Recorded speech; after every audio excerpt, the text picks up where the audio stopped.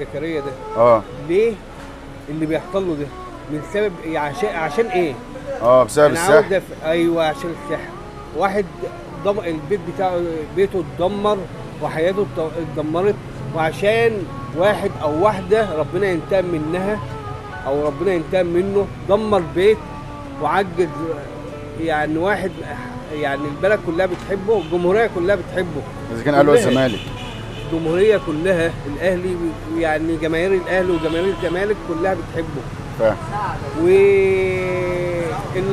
طب انت عملت ليه كده معاه؟ انا عاوز افهم ليه الظلم ده. طب انت ان شاء متخيل الله بعد اللي حصل ده ممكن يرجع تاني؟ هيرجع احسن من الاول ان شاء الله. دلوقتي انا بتكلم اللي اذى مؤمن زكريا ده، نام ازاي على مخدته، إيه عاش ازاي وهو اذى واحد وبيشوفه في التلفزيون مش عارف يمشي و